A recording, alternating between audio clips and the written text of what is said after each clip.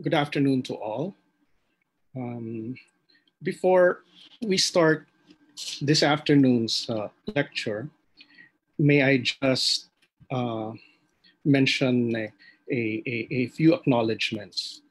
Um, I would like to acknowledge the people who are behind this PALS Live lecture for this year. Um, we want everybody to know this because, well, they have worked tirelessly to bring all these lectures to your homes, especially in these uncertain times. Uh, may I take this opportunity to acknowledge the president of the Philippine Association of Law Schools, Dean Mary Anineas of the Universidad de Manila College of Law, uh, for spearheading this PALS Live lecture. This is her brainchild, and she suggested it to all the deans of the Philippine Association of Law Schools, especially the Board of Trustees. And we owe this opportunity to continue our learning to her leadership as president of the Philippine Association of Law Schools.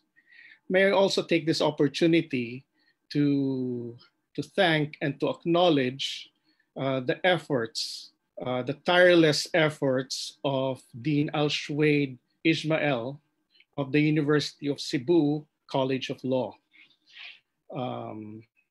as well as Dean Rosan Gonzaga of the University of St. La Salle College of Law. They are the co-chairpersons of the Committee on Special Interests and Special Concerns of the Philippine Association of Law Schools. And it is through their technical expertise and their efforts at marketing this, this regular feature since 2 weeks ago. Their efforts here are well appreciated by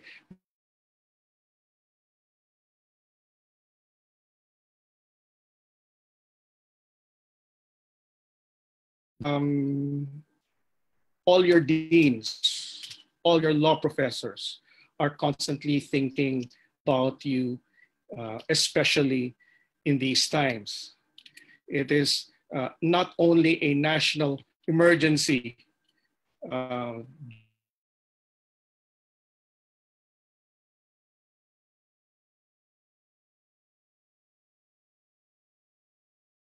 concerns. And for this, I would like to acknowledge the efforts of our fellow deans and the Board of Trustees of the Philippine Association of Law Schools for giving their time to this worthwhile event. Once again, good afternoon to all. Our lecture for today involves the Constitution in times of national emergency. We live in turbulent times. It is in these times when certain responses must be made, especially by our governmental authorities. Even in times of national emergency, even in turbulent times, the Constitution remains operative. The challenge that we face when it comes to living by the principles of constitutionalism is to strike a balance, a delicate balance between the liberty and security provisions of the Constitution. I would like to call this as somewhat of balancing the constitutional tightrope between the Constitution and the Constitution of government. Likewise, this lecture attempts to put some sense out of a seemingly chaotic situation. But we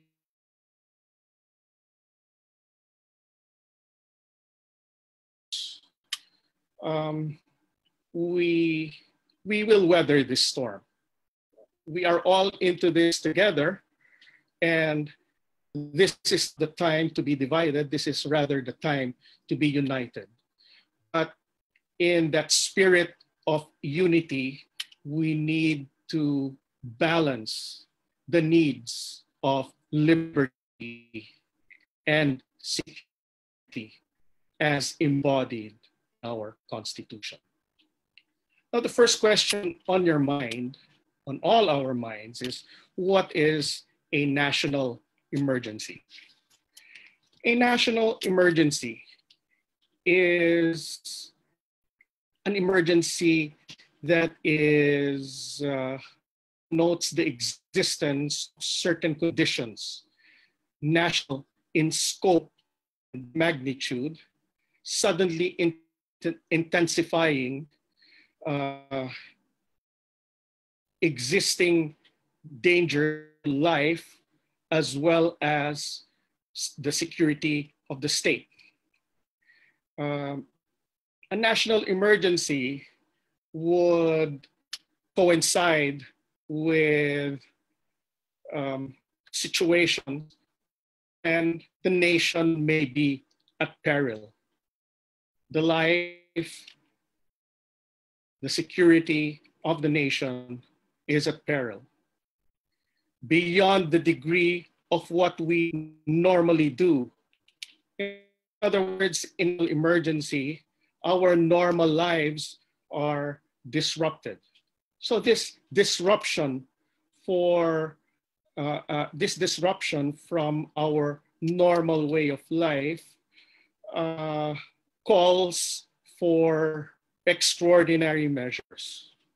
And these extraordinary measures in times of national emergency are the emergency powers that are reposed in ours and delegated our president, who is the chief executive of the Republic of the Philippines. As contemplated by the Constitution, the Supreme Court said that these emergency conditions may include rebellion, invasion, lawless violence, economic crisis, pestilence, or pandemics, typhoons, floods, and other natural disasters, and other similar types of catastrophic events of nationwide proportions or effect. Now, in a national emergency, as perceived by our legislature or our chief executive, is occasioned by a wide range of situations, which may be classified into three principal kinds. First involves an economic emergency. Second involves a natural disaster emergency. And third involves national security. Now, we will, as the discussion goes on, we will have a categorization of national emergencies. And I would like everyone to pay close attention to it. It's important that we are able to characterize the national emergency that has arisen in order to come out with the appropriate solutions to resolving and ending that national emergency. From a constitutional standpoint, a national emergency is a crisis of national proportions that threatens the peace, good order, security, and safety of a nation. A national emergency requires a swift and decisive response to meet the exigencies of the moment. Now, you may ask, which branch of government does the Constitution repose emergency powers? Or which branch of government is the repository of emergency powers?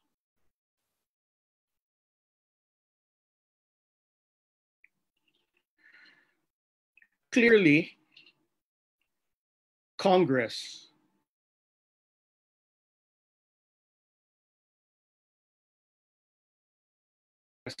is authorized by the Constitution to delegate such emergency powers to the president. This is the constitutional basis of a national emergency, which is laid down in Article 6, Section 23, Paragraph 2 of the Constitution. Under what conditions can emergency powers be exercised? The following conditions must concur to warrant the exercise of emergency powers under Article 23, Paragraph 2 of the Constitution. There must be war or other national emergency. Second, Congress must authorize the president to exercise emergency powers for a limited period. Third, the authority granted to the president to exercise emergency powers must be subject to the restrictions prescribed by the Constitution. The powers must be necessary and proper to meet the existing emergency. And finally, these emergency powers must be exercised to carry out a declared national policy. Under David versus Arroyo, there were only 4 requisites that were contained therein. But for purposes of this lecture and for purposes of understanding fully the conditions by which emergency powers can be invoked,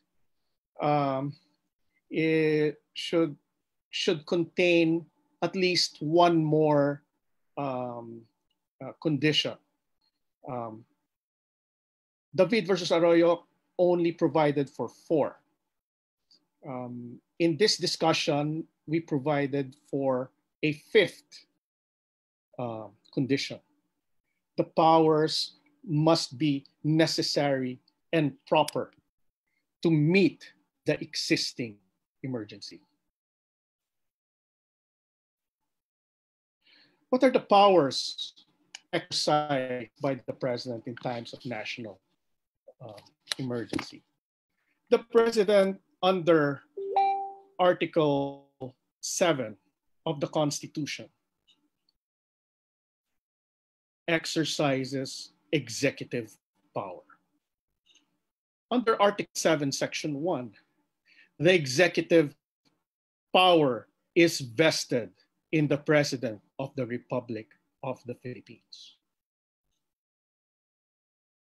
However, the powers provided for under Article 7 are the regular or ordinary powers that are given, or the X powers that are given President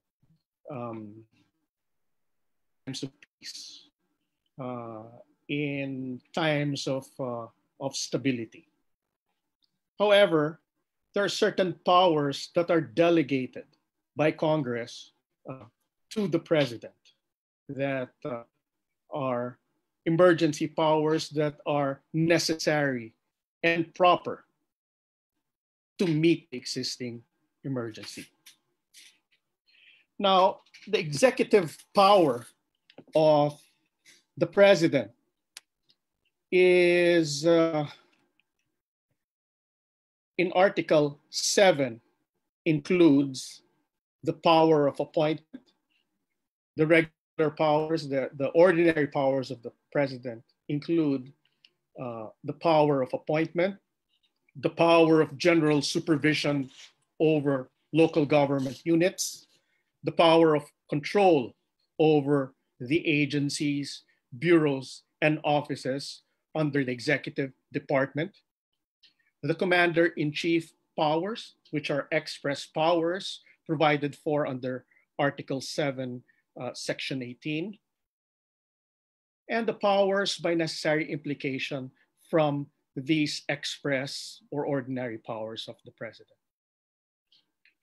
With respect to national emergency powers, we cannot overemphasize the importance of Congress in delegating its legislative power to the president to meet the exigencies of the time. Now let's go to let's discuss the constitutional history of national emergencies. In our discussion, we are looking at the use of national emergency powers from the 1940s to the present. Now, in the 1940s, in 1944, you would have a declaration of martial law by President Jose P. Laurel then during the Japanese occupation of the Philippines. The declaration of a state of martial law included as well the suspension of the privilege of the writ of habeas corpus. In 1949, President Quirino, Elpidio Quirino, suspended the privilege of the writ of habeas corpus in some parts of Luzon to quell the rebellion of the Hukbalahap guerrillas.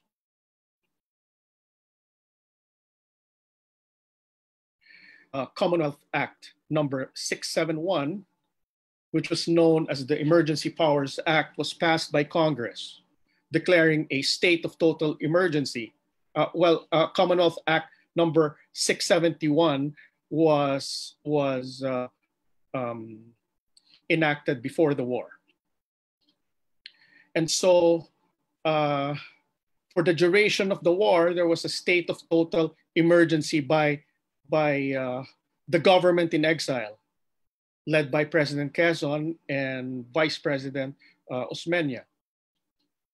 So a state of total emergency as a result of the Second World War was declared and authorized the president then, President Quezon, to promulgate rules and regulations to meet the emergency. Later on, during the Japanese occupation, um, the president,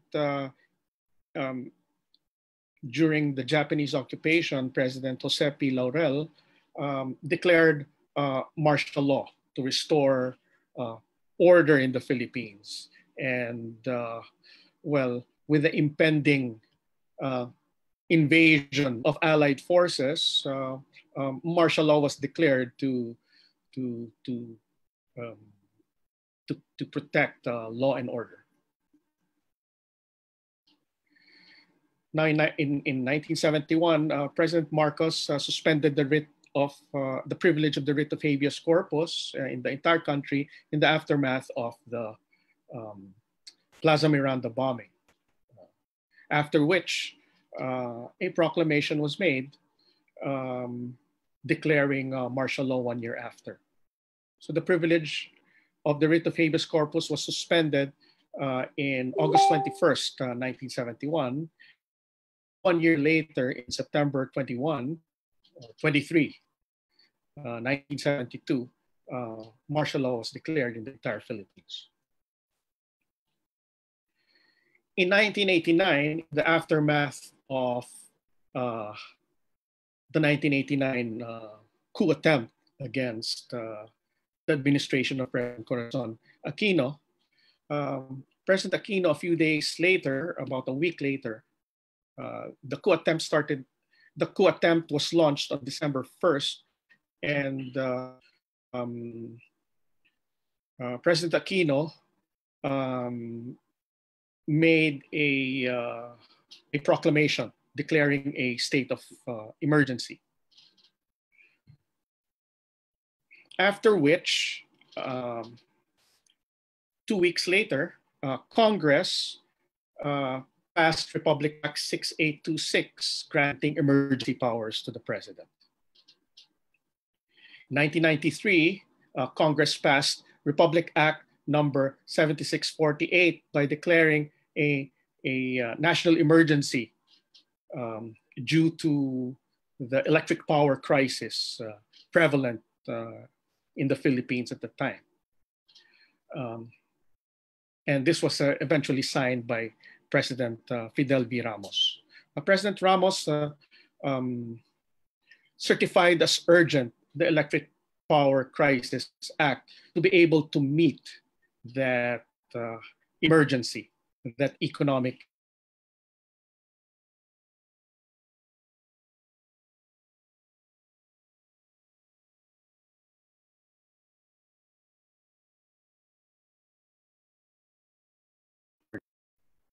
During the time of President Arroyo,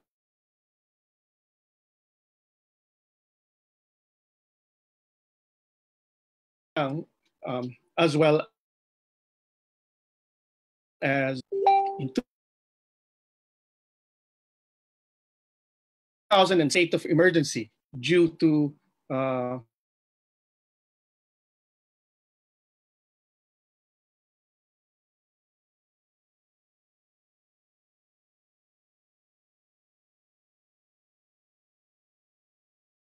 (2006).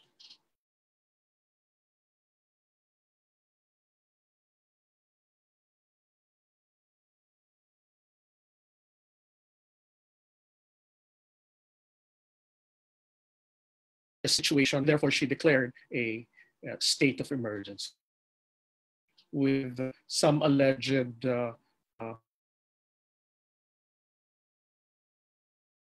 military. 2009, state of emergency in certain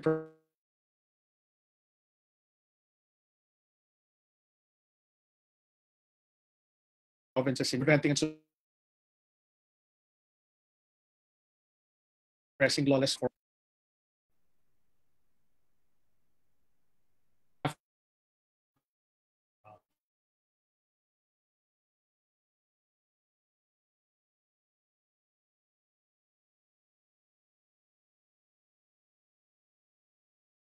declared a state of martial law in the province of Maguindanao. She likewise suspended the privilege of the writ of habeas corpus therein. Now, in recent times, in 2017, times which we are more familiar with because they are of recent vintage, President Rodrigo Duterte proclaimed a state of martial law and suspended the privilege of the writ of habeas corpus in Mindanao due to incidents involving the ISIS siege of Marawi. In 2018, 2018, martial law was extended a year later.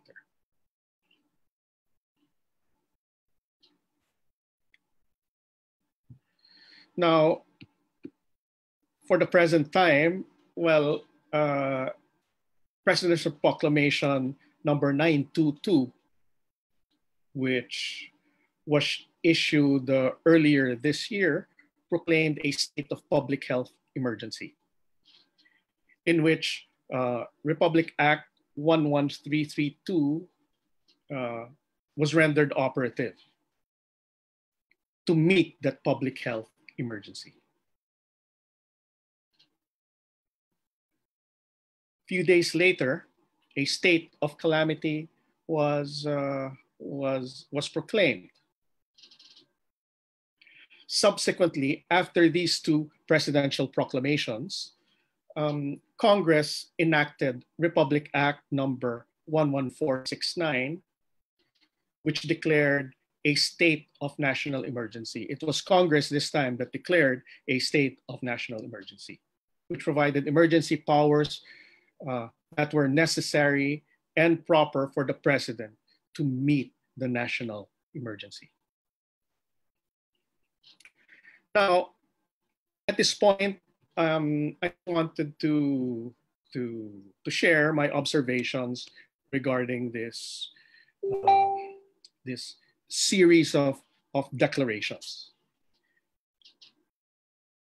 If you will notice, since the 1940s, there were only two instances that did not require the outright exercise of the commander-in-chief powers of the Constitution.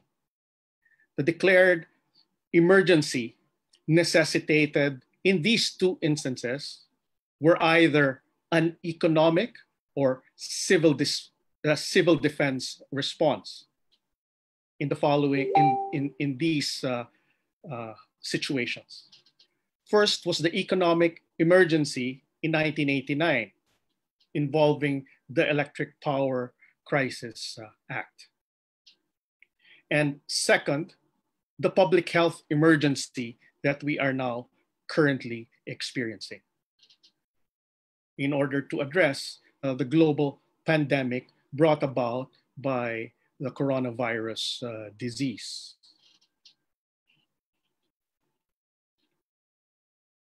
Note that these were the only two instances that did not invoke the commander-in-chief powers. 12 out of 14 situations which we discussed involved the invocation of the commander-in-chief powers. Now let's look at the different categories of national emergencies. The first category involved national emergencies necessitating a military defense response. The second category involves national emergencies necessitating a civil defense response. And the third category involves a national emergency necessitating an economic response. If the economy is on the verge of collapse, certain extraordinary powers may be required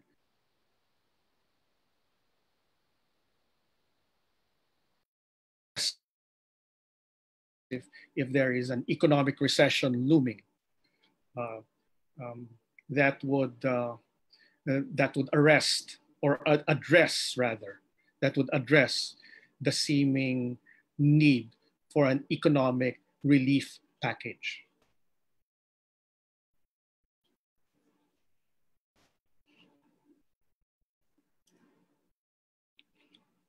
Now let's define these three categories. A civil defense or civil protection emergency contemplates measures to protect citizens of a state from catastrophes.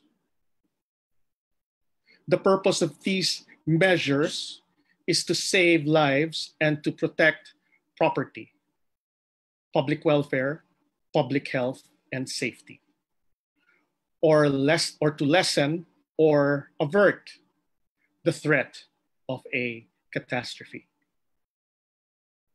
It is a system of protective measures and emergency relief activities conducted by civilians in case of either natural disasters, such as pestilence, epidemics or pandemics, typhoons, floods, or other similar catastrophes.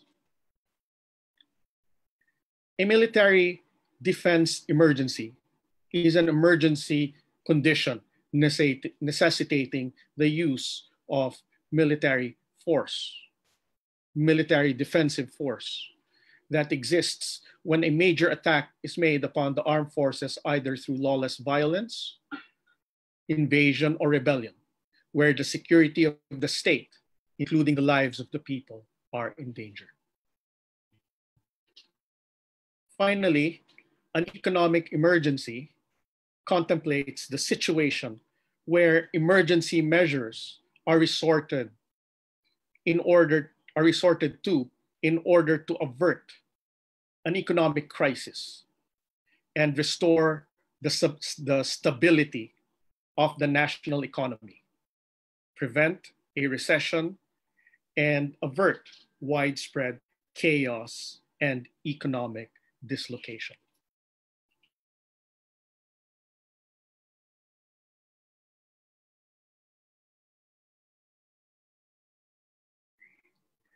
May I call your attention to an important aspect of the law on national emergencies, judicial review. And it is important for both lawyers, law students, and aspiring lawyers to know the legal remedies that can be resorted to in court in order to vindicate or recognize rights.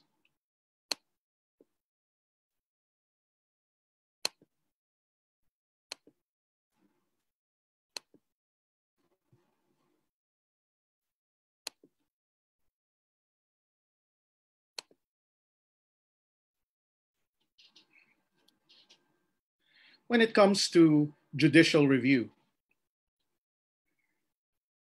Article 8, Section 1 is the flagship provision to lay the constitutional basis for judicial review, especially when a branch or instrumentality of government commits an act that is tainted with grave abuse of discretion amounting to lack or excess of jurisdiction. This is known in Section 1 as the grave abuse clause. That is the second part of Article 8, Section 1. So the grave abuse clause must be read in relation to Article 6, Section 23, Paragraph 2 on the delegation of emergency powers by Congress to the President, as well as Article 7, Section 18 of the Constitution, involving the Commander-in-Chief powers in questioning the sufficiency of the factual basis of the suspension of the privilege of the writ of habeas corpus or the declaration of martial law.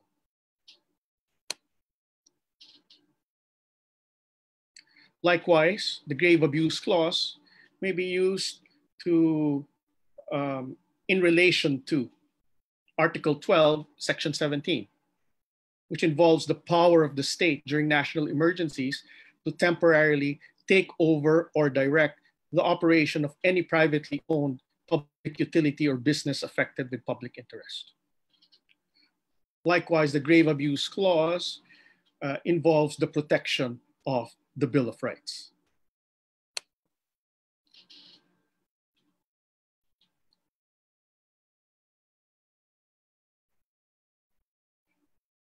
Another provision that may be subject to judicial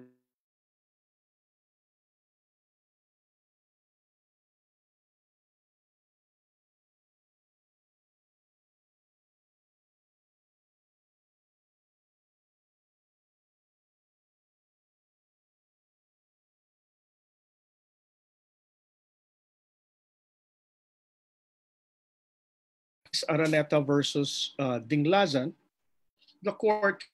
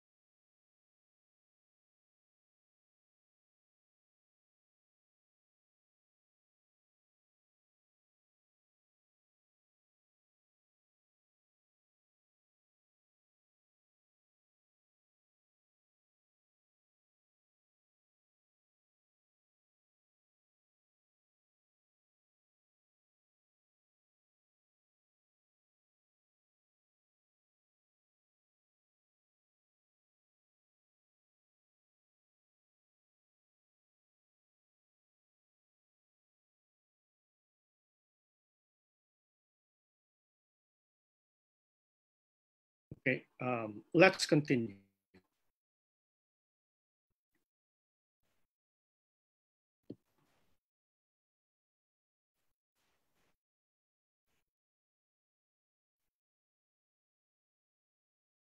The ruling, however, in Montenegro versus Castañeda was overruled in Lansang versus Garcia. Lansang versus Garcia is a significant case. It is significant jurisprudence because the power of judicial review that the court, which the court discussed in Lansang versus Garcia, found its way into Article 7, Section 18 on the Commander-in-Chief powers, especially with respect to a review of the sufficiency of the factual basis for the declaration of martial law. But it should be noted that in Lansang versus Garcia, what was brought to the fore was the issue of whether the suspension of the privilege of the writ of habeas corpus by the president was is subject to judicial review. And so the Supreme Court here that the power to determine the sufficiency of the factual basis of the suspension of the privilege of the writ of habeas corpus is a justiciable question, which the court is empowered to determine. However, in the findings of the court in Lansang, although the ruling provided for judicial review on the determination of the factual basis, on the sufficiency of the factual basis for the suspension of the privilege of the writ of habeas corpus, the court eventually deemed the suspension to be not unconstitutional with respect to the Plaza Miranda bombing.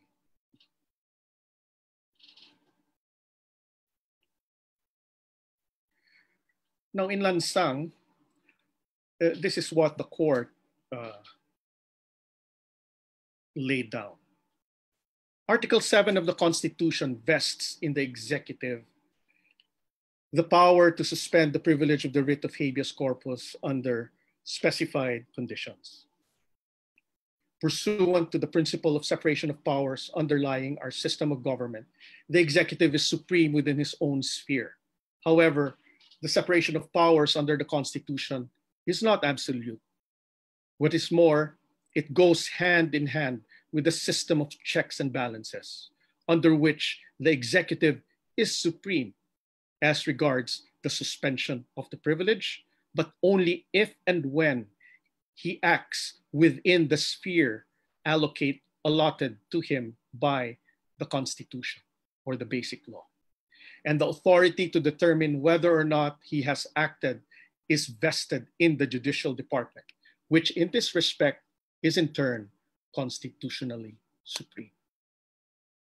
In the exercise of such authority, the function of the court is merely to check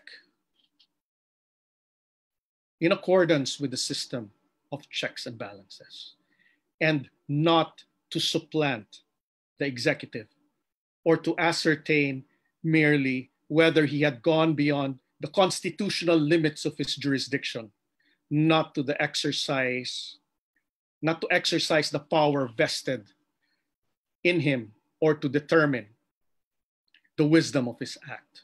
To be sure, the power of the court to determine the validity of the contested proclamation is far from being identical to or even comparable with its power over ordinary civil or criminal cases, elevated thereto by ordinary appeal. Even comparable with its power over ordinary civil or criminal cases elevated thereto by ordinary appeal from inferior courts, in which cases the appellate court has all the powers of the court of origin. Lansang versus Garcia.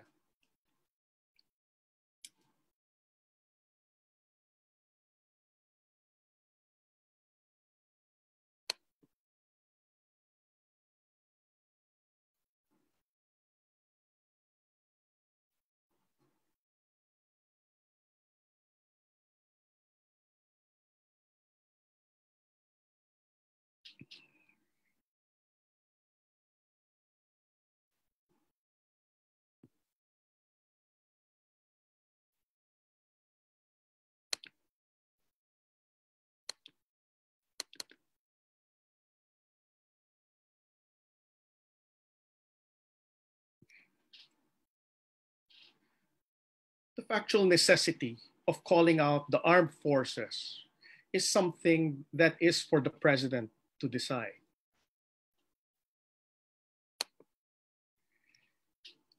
He has a vast intelligence network to gather information, some of which may be classified as highly confidential or affecting the security of the state.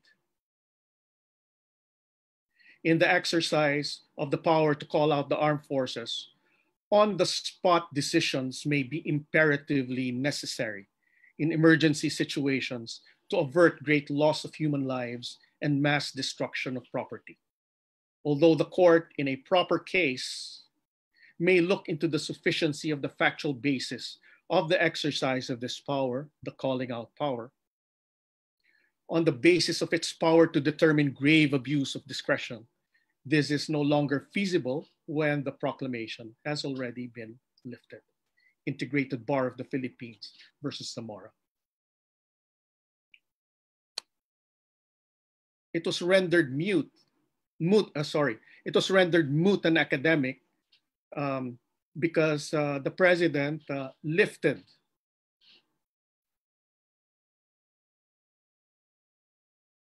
that order calling out the armed forces.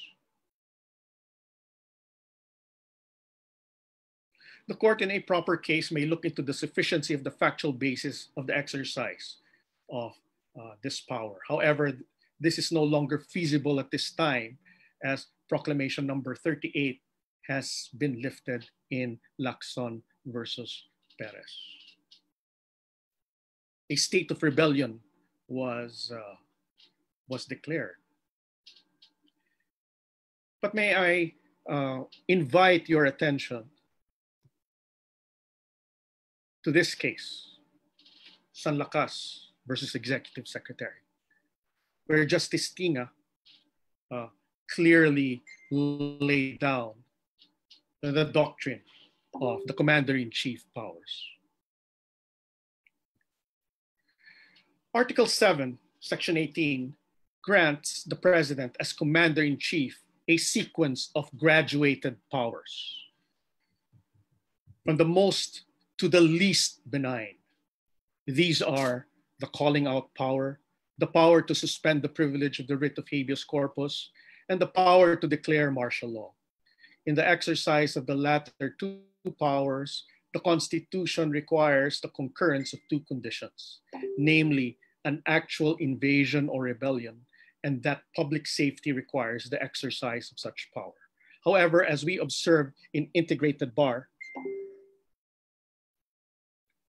of the Philippines versus Zamora, these conditions are not required in the exercise of the calling out power. The only criteria is that whenever it becomes necessary, the President may call the armed forces to prevent or suppress lawless violence, invasion, or rebellion. In all three instances, from the most to the least benign, from the prevention or suppression of lawless violence to invasion to rebellion,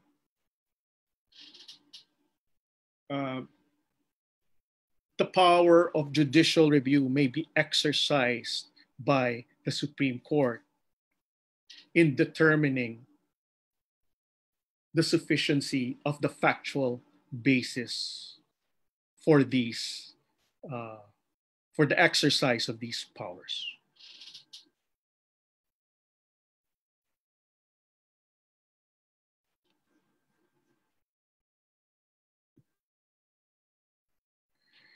In calling out the armed forces, a declaration of a state of rebellion is an utter superfluity. These are the words of Justice Tinga speaking for the Supreme Court and back.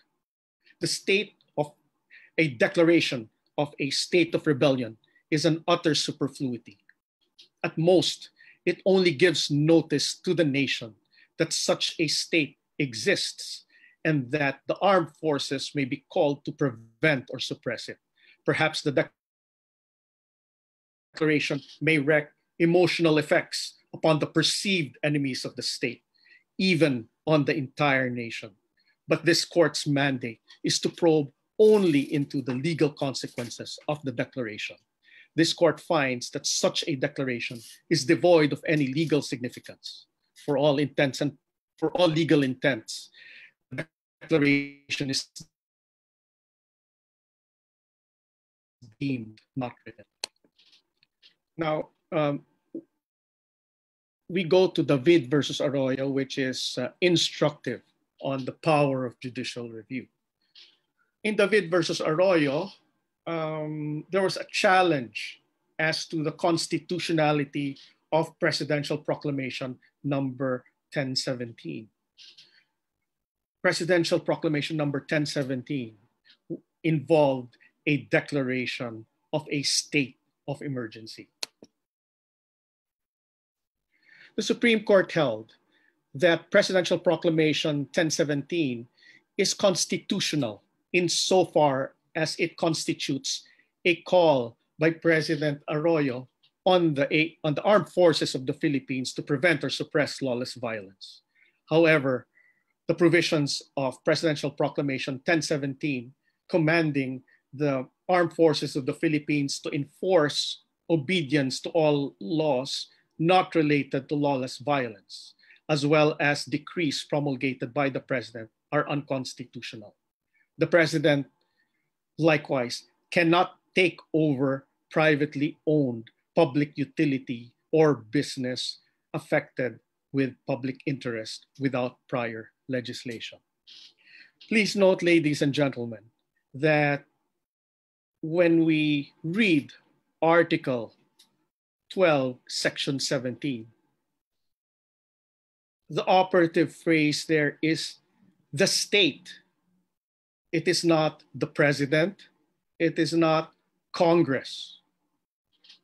It is Congress enacting an emergency powers law and delegating the execution or the implementation of the emergency powers to the president.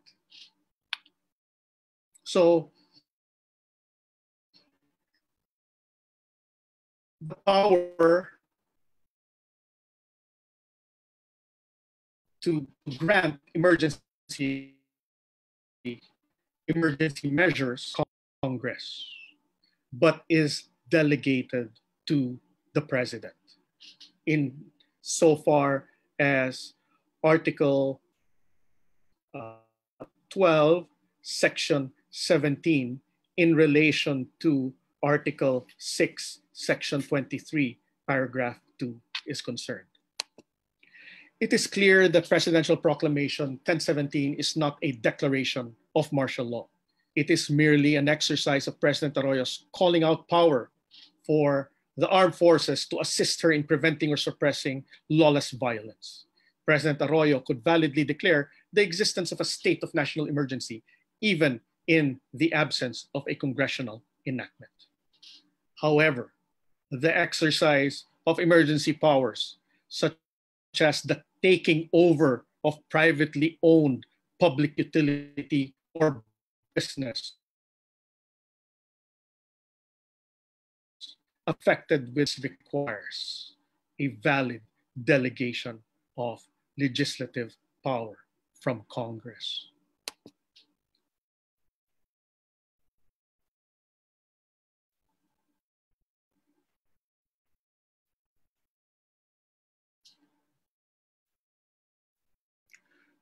Courts have often said that constitutional provisions in pare materia are to be construed together. Otherwise stated, different clauses, sections, and provisions of a constitution which relate to the same subject matter will be construed together and considered in the light of each other. Considering that Section 17 of Article 12 and Section 23 of Article 6 previously quoted relate to national emergencies, they must be read together to determine the limitation of the exercise of emergency powers. These emergency powers must always be narrowly tailored, especially if it violates the Bill of Rights, because then it would undergo the strict scrutiny test. Generally, Congress is the repository of emergency powers. This is evident in the tenor of Section 23, Paragraph 2, Article 6, authorizing it to delegate such powers to the president. Certainly, a body cannot delegate a power not reposed upon it. Now, this is the Youngstown case, which is in all fours with the taking over of a private business. In David versus Arroyo, it involved the Daily Tribune. In the Youngstown case, it involved, in April 1952, President Harry S. Truman issued an executive order directing the Secretary of Commerce, Charles Sawyer, to seize and operate most of the nation's steel mills. This was done in order to avert the expected effects of a strike by the United Steelworkers of America. The court held that the president did not have the authority to issue such an order. The court found that there was no congressional statute that authorized the president to take possession of private property.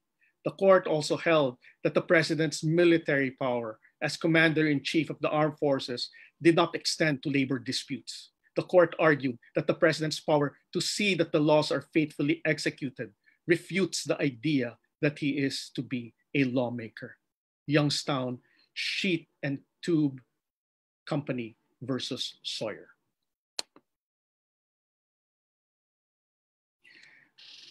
Now, of recent vintage is Lagman versus Medialdea, involving Proclamation number 216. Proclamation number 216 was declared not unconstitutional on the ground that there was factual basis for the declaration, that there was a rebellion and public safety required it. In 2018, that threat still existed. So the rebellion still existed.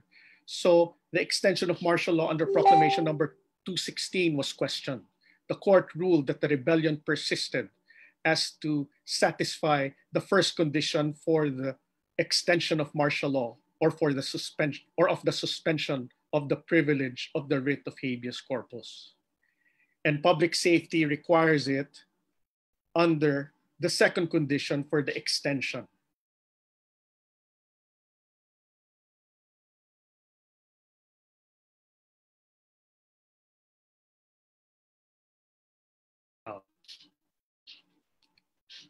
Let's go back to the present day public health concerns, especially since the first quarter of 2020.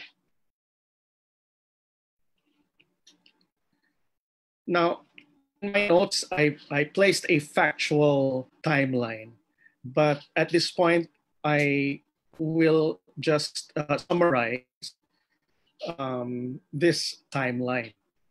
So the timeline starts from December 2019 until the present, April 2020. Sometime December 12, 2019,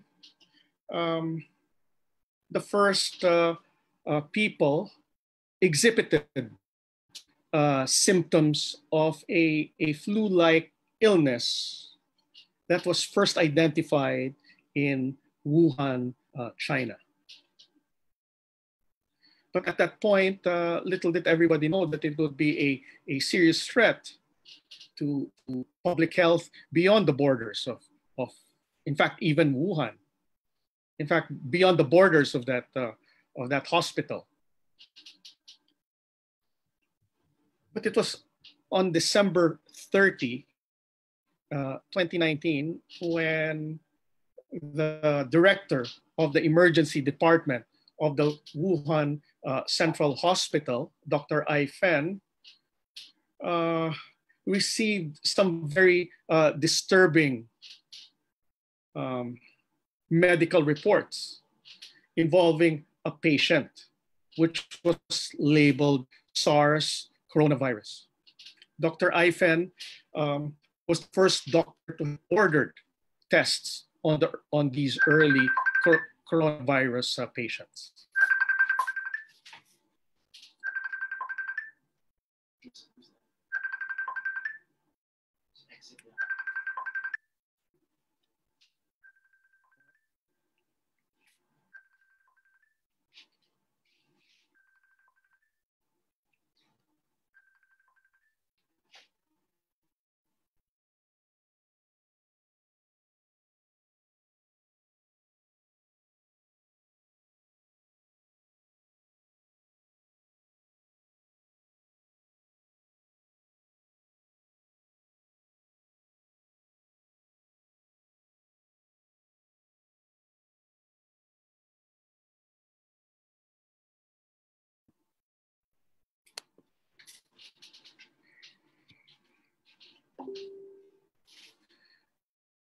Based on this report, by Dr. Ai Fen, another doctor, an ophthalmologist, Dr. Li Wenliang, was alarmed. And after reading the patient's report from Dr. Ai Fen, who encircled the word SARS in her report, Dr. Li Wenliang warned colleagues about a new coronavirus strain via social media. In this case, from the WeChat platform. Dr. Ai Fen, in an interview, mentioned that she was not the whistleblower in this case. She identified herself as the person who gave the whistle, but not the whistleblower himself. It was Dr. Li Wenliang who informed his colleagues in the entire world of this new strain of the SARS coronavirus. By December 31st, China alerts the World Health Organization to this type of pneumonia-like symptoms of this respiratory disease.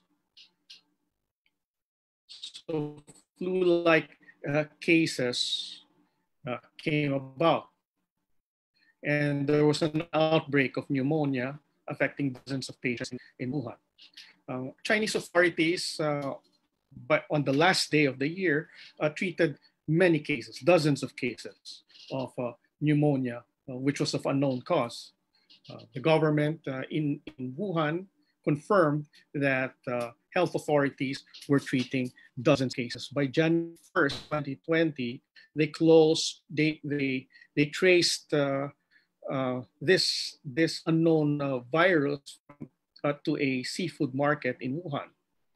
And so the Huanan seafood wholesale market in Wuhan was ordered closed by Chinese authorities on January 1st, 2020. By January 3rd, Changi Airport in Singapore began screening passengers who entered Singapore. It was the first. It was the first airport to do so. So temperature screening was made, thermal detectors to determine signs of illness. Now, from January 7th till the present, there was a progression of events, both as it spread throughout the entire world, from Wuhan to other parts of China, to other parts of the world. And well, unfortunately, the Philippines earns the historical ignominy to have the first case of the disease within its shores, which was a 38-year-old Chinese woman. So in January 30, the first case outside China was in the Philippines. On that date, January 30th, the World Health Organization declared a global health emergency. So screening tests were conducted. But once again, another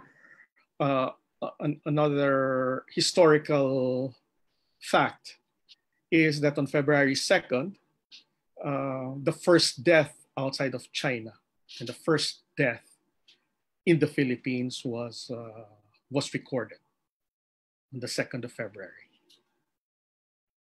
The 38-year-old Chinese woman. But there were many cases. And so on March 9th, President Duterte formally declared a state of public health emergency and announced a partial lockdown, a community quarantine. Vice President Robredo likewise addressed the public about the coronavirus disease.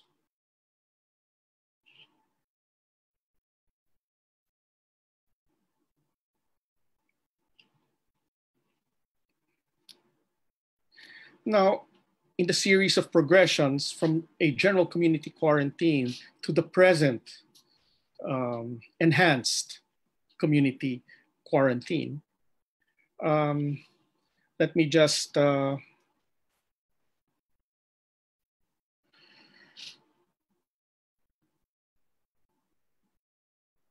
declarations were made: a state of public health emergency, as well as a state of calamity. In a state of calamity, what becomes operative here is that a state of calamity involves a natural disaster, and oftentimes in a state of calamity, it is the national disaster reduction risk, the national disaster risk reduction management, the National Disaster Risk Reduction and Management Council that is called upon. But in this case, a state of public health emergency requires a public health response and an interagency task force for emerging infectious diseases was convened by the president. Now we spoke about Dr. Aifen on December 30th. By March 29th, she was reported missing in China.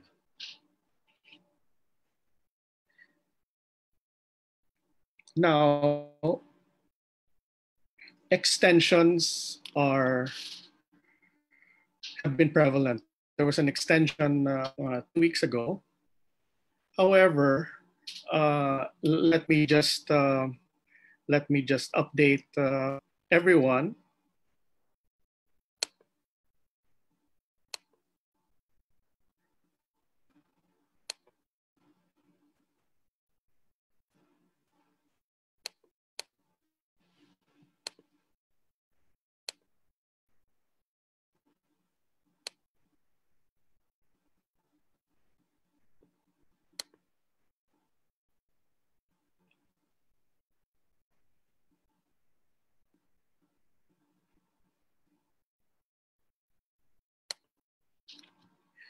Two laws were passed, one in 2019 and one earlier this year. The first law was Public Act number 11332, and the second law was Republic Act 11469. 11332 addresses a public health emergency, but additional powers were asked by the president to fully address the situation. Now we will get to 11469 in a few minutes. However, may I just update you on the recent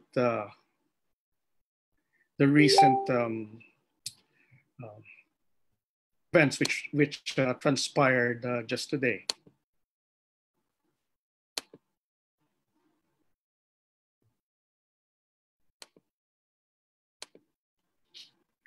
The president just approved the extension of the enhanced community quarantine in selected regions, provinces, and cities nationwide until May 15, 2020. Now, let me just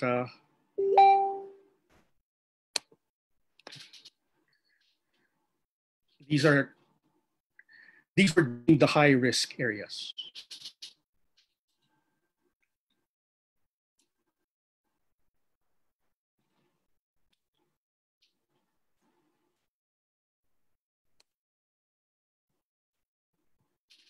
Now, in what category, you may ask, in what category does a public health emergency belong to? A national emergency due to public health concerns belongs in the category of a national emergency necessitating a civil defense response. Why does a public health emergency belong in this category, the category of a national emergency necessitating a civil defense response? A public health emergency, such as the coronavirus disease pandemic, necessitates the expertise of medical doctors and allied medical professionals, as well as public health authorities, preferably epidemiologists and infectious disease experts, as well as other specialists as the lead agents in a national public health crisis, which now threatens the right to health of the people under Article 2, Section 15 of the Constitution. The government response has been threefold. First was the declaration of a state of public health emergency involving Presidential Proclamation number 922, which rendered operative Republic Act 11332, the declaration of a state of calamity under Presidential Proclamation number 929, and the enactment of Republic Act 11469, which is read in relation to Republic Act 11332. Now we have discussed the types of emergency powers. First, you have the commander-in-chief powers in case of invasion or rebellion when the public safety requires it. Then there is a declaration of a state of war, as in Araneta versus Dinglasan, which is a power reposed exclusively in Congress. Congress has the sole authority to declare a state of war. And another type of emergency powers involves the declaration of a state of emergency, which is exercised by the president upon prior authorization by Congress.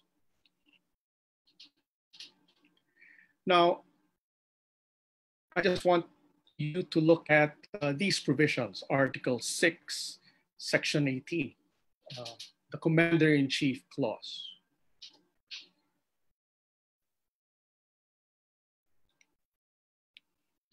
Now we have likewise discussed the graduated powers of the Commander-in-Chief Clause, the calling out power, the power to suspend the privilege of the writ of habeas corpus, and the martial law power. From the most to the least benign of powers as categorized by Justice Tina.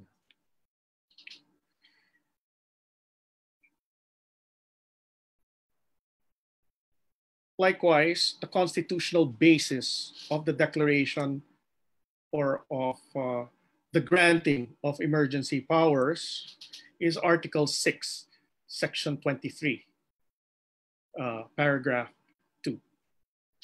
The power of Congress to declare a state of war is under Article 6, Section 23, paragraph 1.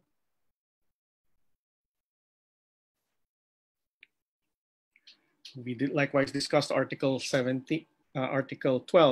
Section 17, involving in times of national emergency, when the public interest so requires, the state may, during the emergency and under reasonable terms prescribed by it, temporarily take over or direct the operation of any privately owned public utility or business affected with public interest.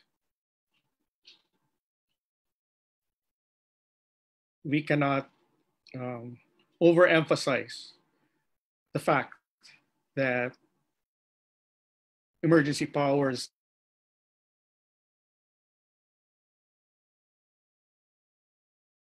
now let's look at Republic Act 11469, the Bayanihan to Heal as One Act, which I'd like to call the Emergency Powers Law 2020. It can come in the form of special powers or authorized powers, but just the same, the purpose of the law is to meet the existing public health emergency.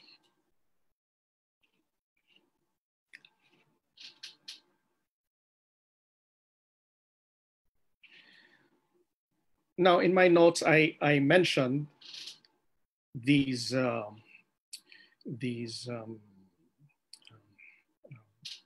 laws as well as pertinent provisions. I want you to have a look at those, but let me invite your attention to well, aside from the declared national policy, let me invite your attention to the construction or interpretation of the law under Section 7 therein. Nothing in Republic Act number 11469 shall be construed as an impairment, restriction, or modification of the provisions of the Constitution. In case the exercise of the powers herein granted conflicts with other statutes, orders, rules, or regulations, the provisions of this act shall prevail. Note that consistent with Marbury versus Madison, if there is a conflict between the Constitution and a provision of law, it is the Constitution that prevails. But in addition to that, with respect to other laws, Republic Act number 11469 and its provisions would prevail with respect to other laws and not the Constitution. It's the Constitution that is the standard or the measure of how the emergency powers are defined, limited, and exercised.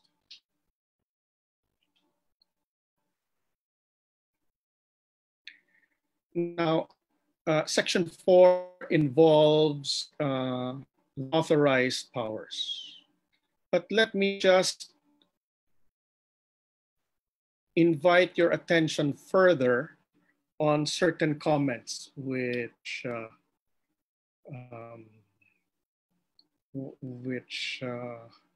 I have on this law. Generally,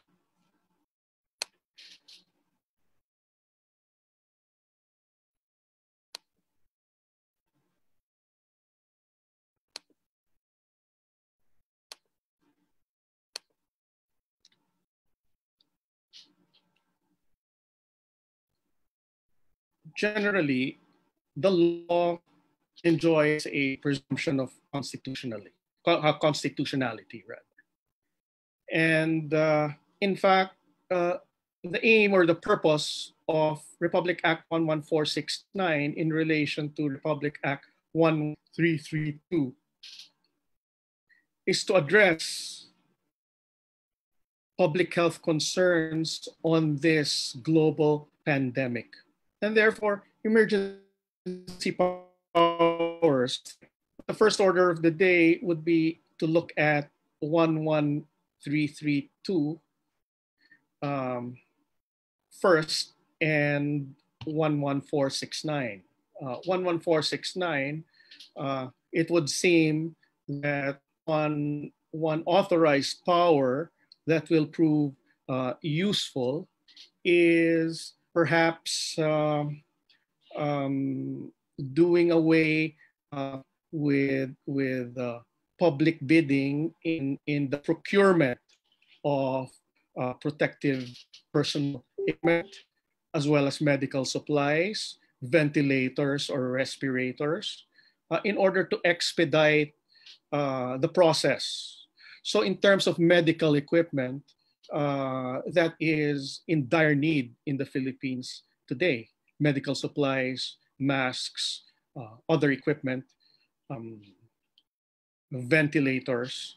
Um, and so this would require extraordinary powers because under the normal course of events, this would undergo the government procurement law. But because of the exigencies of the moment, because of the emergency at hand, we need these supplies at the earliest possible time. And therefore, emergency powers can be exercised to obtain or procure these either in the form of donations or in the form of an outright purchase. Now, at this time, let me just invite your attention to my comments on my further comments on Republic Act number 11469.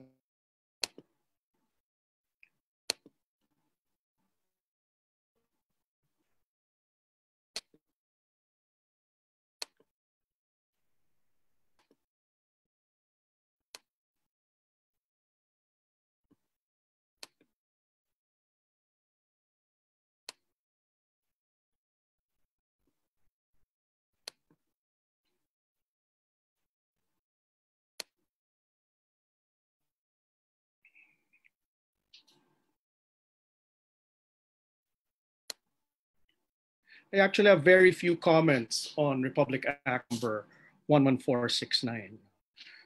Um, in these times, well, these provisions are well-meaning. However, there are certain provisions that were not narrowly tailored.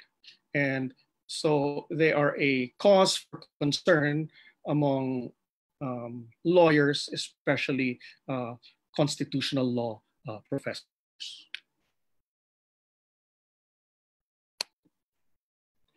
Now, with respect to Republic Act 11469, I made a two-part analysis of Section 6F, and this is what Section 6F states.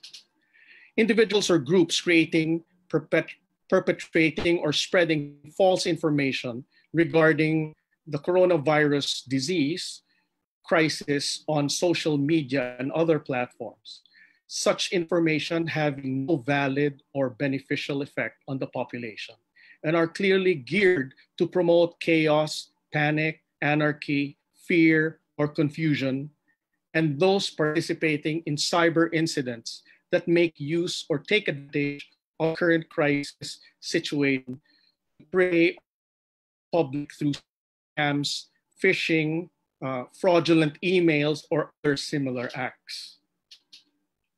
Now, the intention of Section 6F may be noble, but it was not narrowly tailored, and I will show you why.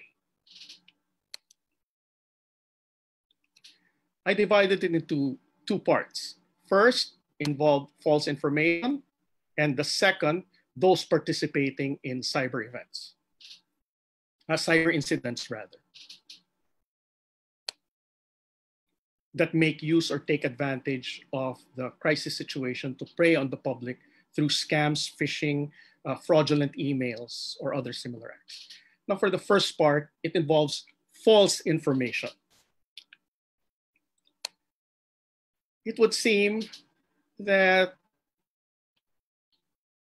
a facial challenge for being constitutionally infirm is readily apparent on two grounds.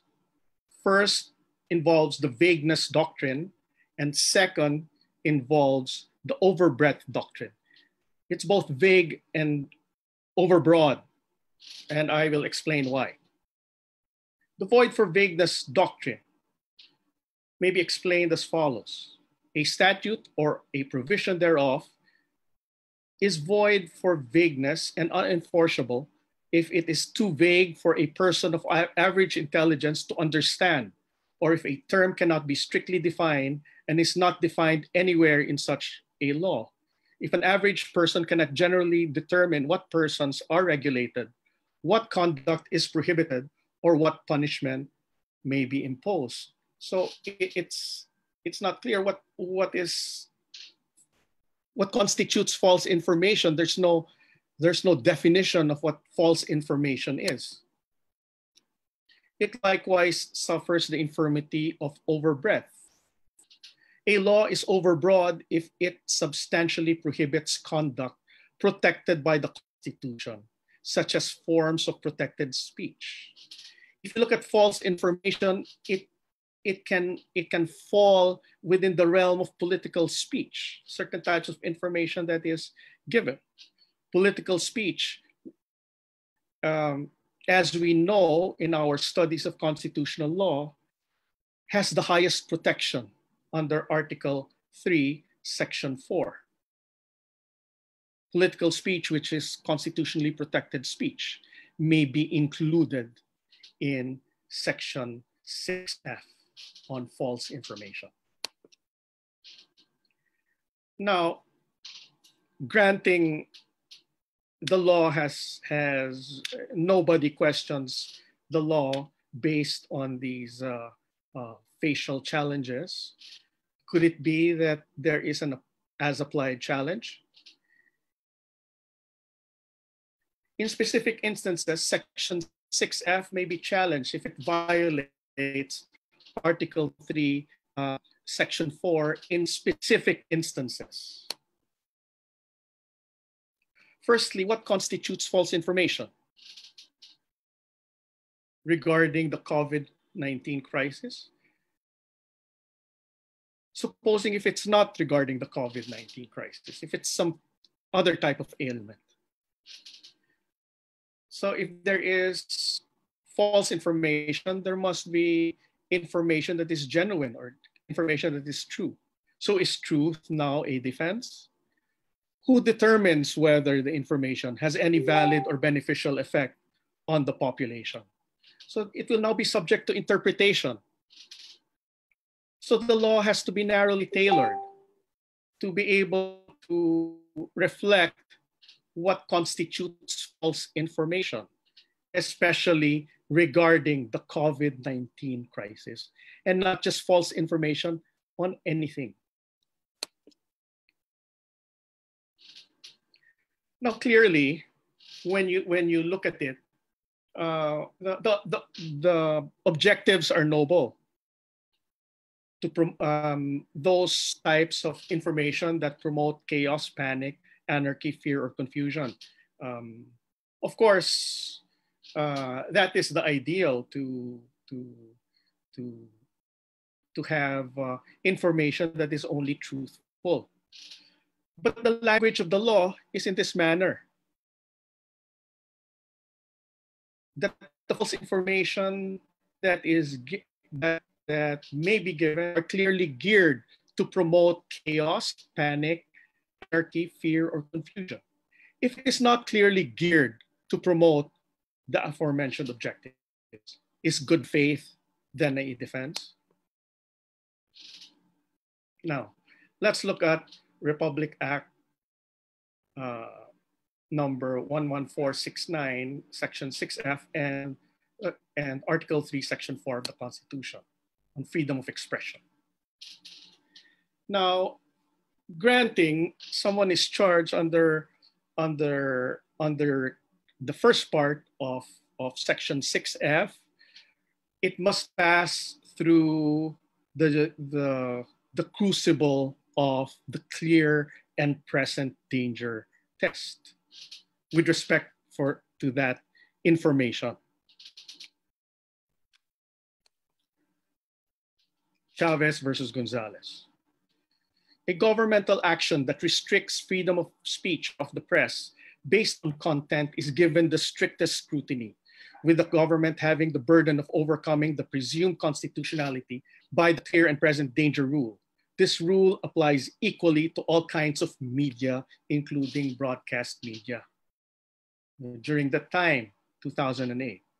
So definitely in 2020, this now includes social media. So by analogy, Chavez versus Gonzalez will apply to social media. In a famous dissenting opinion of Justice Holmes in Abrams versus United States, in how he defined what a clear and present danger is. So the clear and present danger test is applied in this manner. The question in every case is whether the words used are in such circumstances and are of such a nature as to create a clear and present danger, that they will bring about the substantive evils that the Congress has a right to prevent. It is a question of proximity and degree. So if there is a clear and present danger when it comes to that type of information, then that speech or that information can be suppressed if there's a clear and present danger test, if there's a clear and present danger. Now, may I propose an additional test, which is a modification of the clear and present danger test. It is called the imminent lawless action test, exemplified in Brandenburg versus Ohio. In the imminent lawless action test, the US Supreme Court here held that the government cannot punish inflammatory speech unless that speech is directed to inciting or producing imminent lawless action and is likely to incite or produce such action. There are three elements of this test. There is an intent to speak, there is imminence of lawlessness or imminence of this action, and there is likelihood of lawlessness. So if the degree of imminence of that lawless action is apparent, it is justified to suppress that speech. But who determines it? There may be varying interpretations to that information. Some people may not even mind that sort of information. Others may take it seriously. But if men of average or people of average intelligence interpret the words, they must create either a clear and present danger or some kind of imminent lawless action. If in allowing that information to be circulated in social media were to be tolerated, if imminent lawless action is apparent, then it would be possible to suppress that speech. But it must pass the crucible of either the clear and present danger test or the imminent lawless action test. In a Philippine case, MVRS Publications Incorporated versus Islamic Dawah Council of the Philippines, the imminent lawless action test is likewise of Brandenburg versus Ohio was discussed in this manner. Advocacy of illegal action becomes punishable only if such advocacy is directed to inciting or producing imminent lawless action and is likely to incite or produce action. Except in unusual instances, Brandenburg protects the advocacy of lawlessness as long as such speech is not translated into action. So if it's just a mere thought process without any act, without any positive act, then there is no imminent lawless action. But if that thought is translated into action, then those words or the information that was placed on social media is punishable.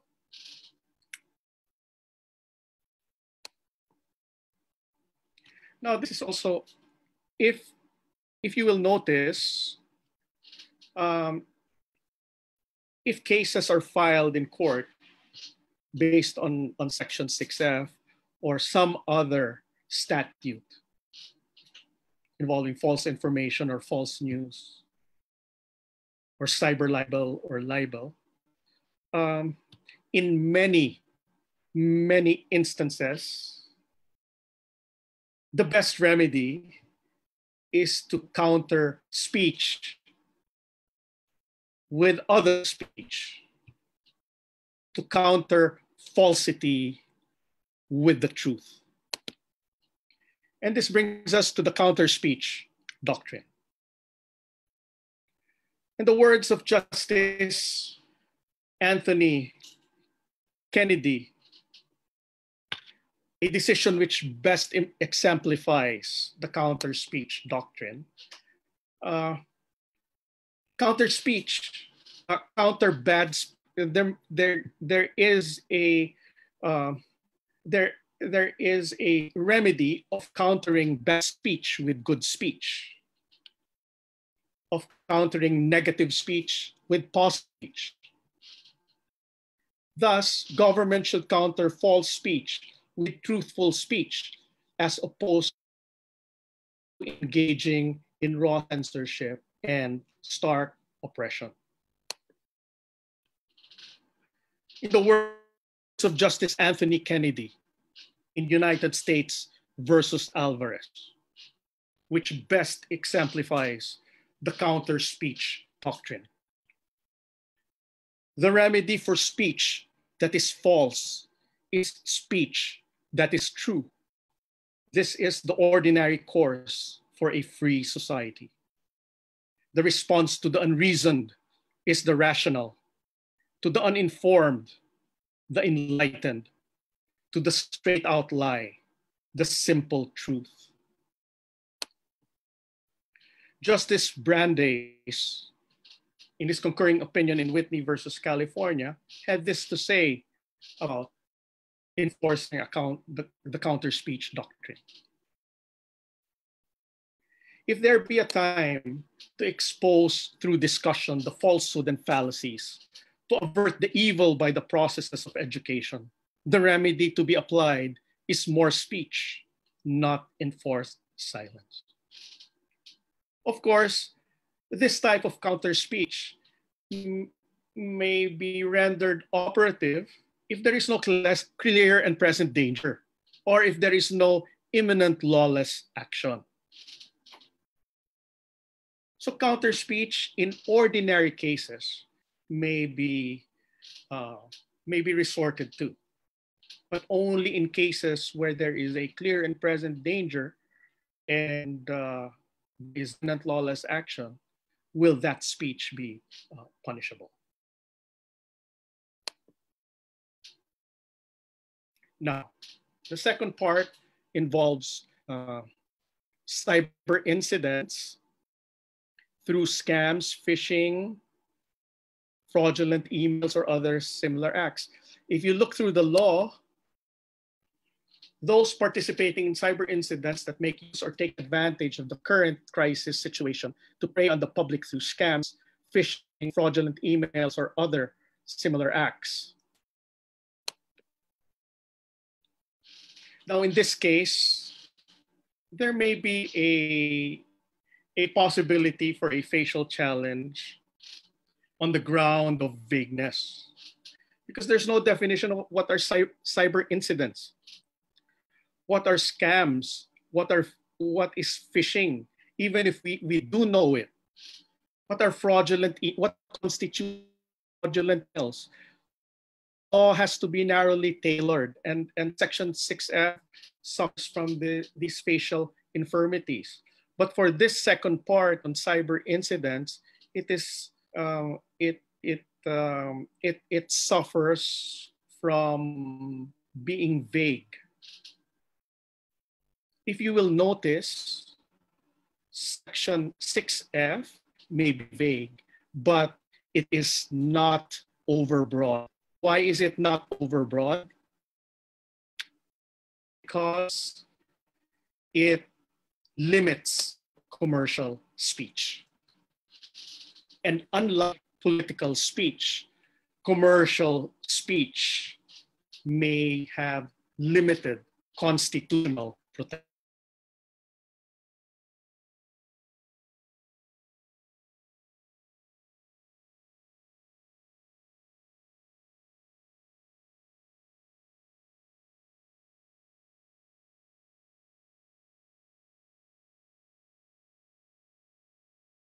Okay, let's now continue.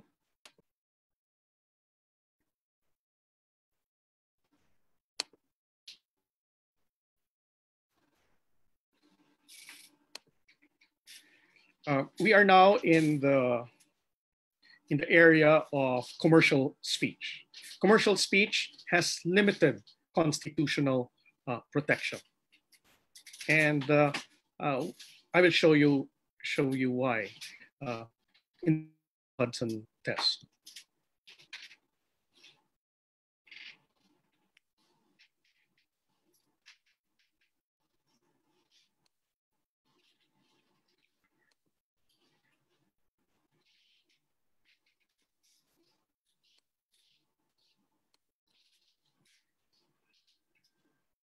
Commercial speech has limited constitutional protection and thus may be subject to government regulation.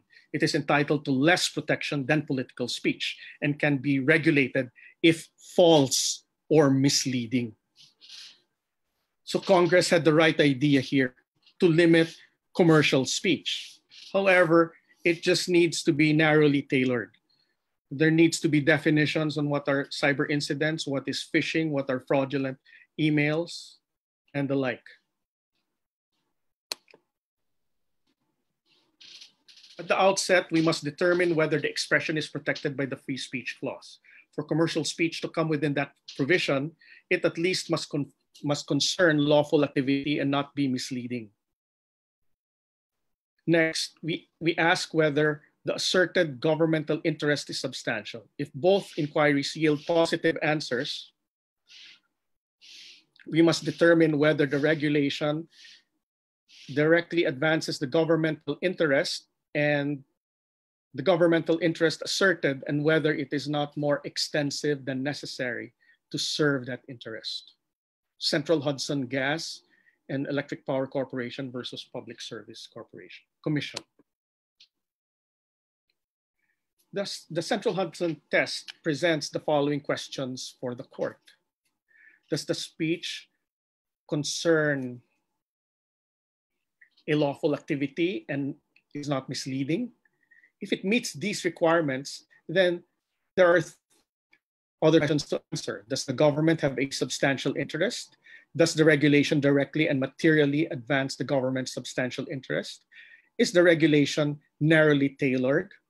If the speech is fraudulent, illegal, and misleading, then it is not protected commercial speech. And the second part of Section 6F has the right idea. You punish commercial speech that is fraudulent, illegal, and misleading. In other words, people should not be allowed to profit from the miseries of others, from fraud, from an illegal act, from misleading the public on certain cures. But the question before us is this regulation narrowly tailored? So that is the question that you need to answer. Because if it is narrowly tailored, then you apply the law. And if the speech is fraudulent, illegal, and misleading, then it is not protected commercial speech. You can punish the person who sent the fraudulent email. The Central Hudson test involves intermediate scrutiny analysis, as the government only has to invoke a substantial government interest rather than a compelling governmental interest, as in a strict scrutiny analysis or commercial speech. Commercial speech not only includes the right of the speaker to speak, but also the right of the listener to receive information. Even if this type of speech is protected, it does not mean that it is immune from government regulation. Commercial speech is entitled to less protection than political speech and can be regulated if false or misleading. Unlike with political speech, the truth of which may be difficult to ascertain, the court thought commercial advertising to be more objective and thus subject to determination of truth content. So you must distinguish whether the type of speech that was placed in social media or that cyber incident is within the realm of political speech or commercial speech. You have to make that distinction. Now, transfer of appropriations under Article 6, Section 25, Paragraph 5. With respect to the transfer of appropriations, this involves Araulio versus Aquino. And it's just more of a guideline for the implementers of Republic Act number 11649, involving the transfer of appropriated funds. The transfer of appropriated funds to be valid under Section 25, Paragraph 5 must be made upon a concurrence of the following requisites. There is a law authorizing the President of the Senate, the Speaker of the House, the Chief Justice of the Supreme Court, and the heads of the Constitutional Commissions to transfer funds within their respective offices. So with the President, only with respect to the Executive Department. With the President of the Senate, only with respect to the Senate. With the Speaker of the House, only with respect to the House of Representatives, the Chief Justice within the judiciary, and the heads of the constitutional commissions within their respective constitutional commissions. Second, the funds to be transferred are savings generated from the appropriations for their respective offices. And third, the purpose of the transfer is to augment an item in the general appropriations law for their respective offices.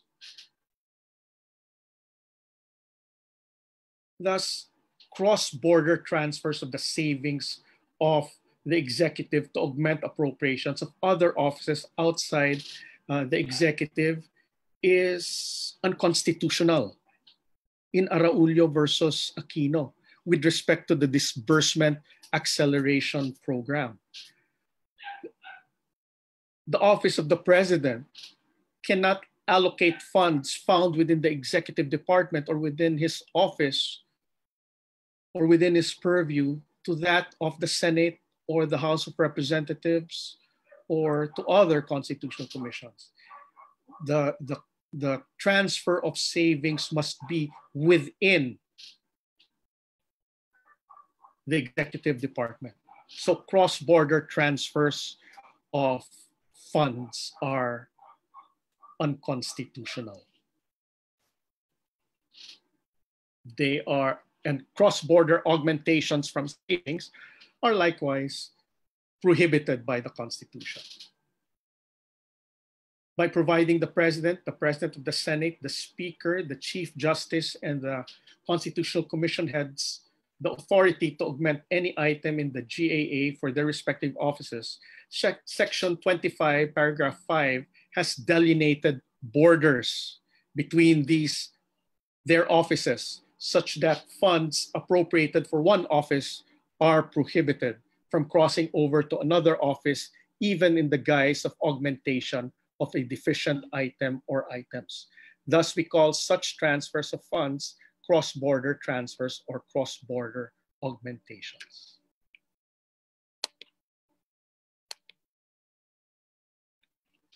The phrase respective offices used in Section 25, Paragraph 5 refers to the entire executive with respect to the President, the Senate with respect to the Senate President, the House of Representatives with respect to the Speaker, the judiciary with respect to the Chief Justice, the constitutional commissions with respect to their respective chairpersons. Araulio versus Aquino.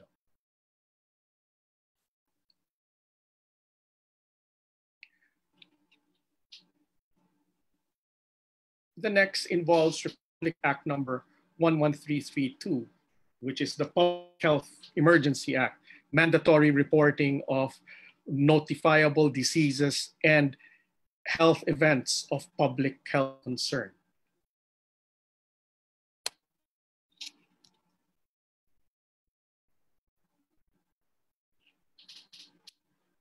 Pursuant to the policy under Article 2, Section 15 of the Constitution, involving the right to protect and promote the health of the people and instill health consciousness among them, Republic Act number 1332 was passed in 2019 expressly to address epidemic or pandemic emergencies.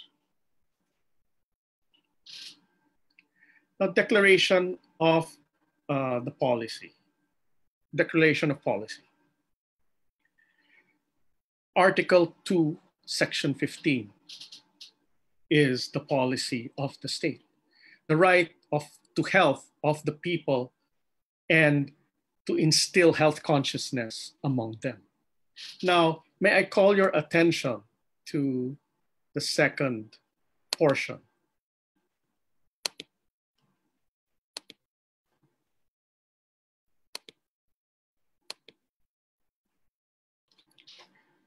The state also recognizes disease surveillance and response systems of the Department of Health and its local counterparts as the first line of defense to epidemics and health events of public health concern that pose risks to public health and security.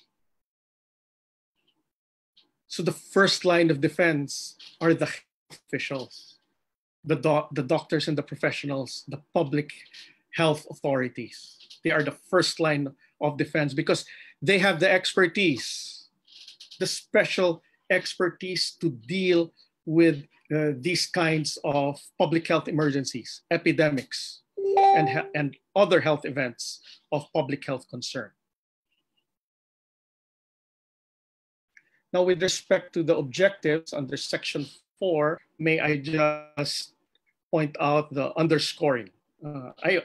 I supplied the underscoring for first line of defense to emphasize the importance of our health authorities and our doctors, nurses, and other health officials in combating any type of epidemic or pandemic.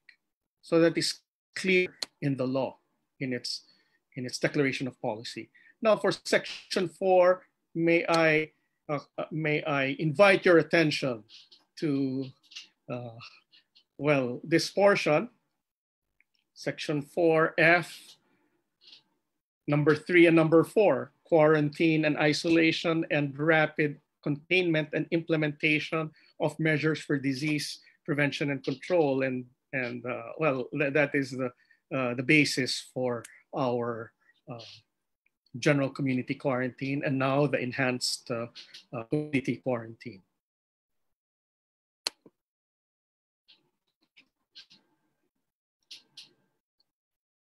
And another objective, to respect to the fullest extent possible the rights of the people to liberty, bodily integrity, and privacy while maintaining and preserving public health and security.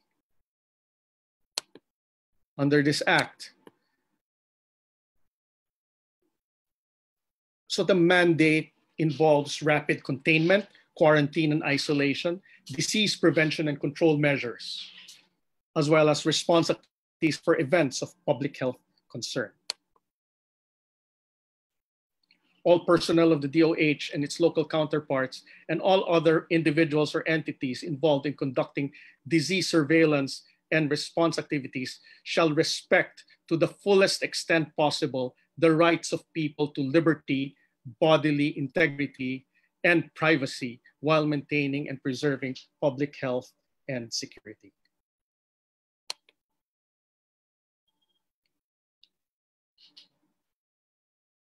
So,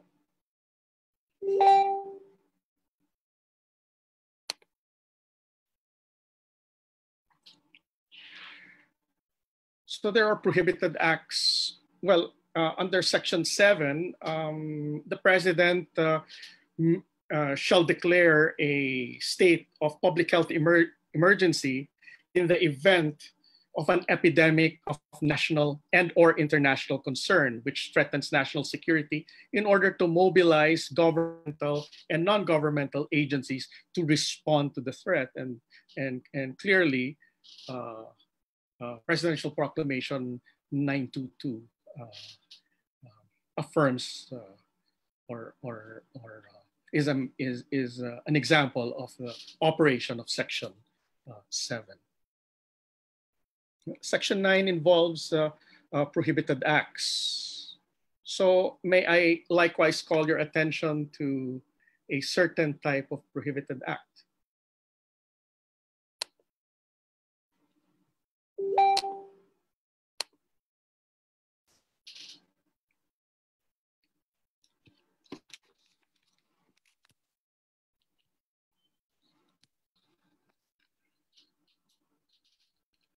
So let's look at the disclosure of confidential information.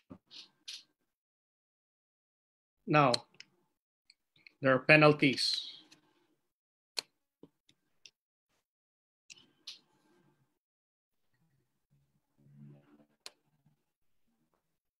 Now, let me just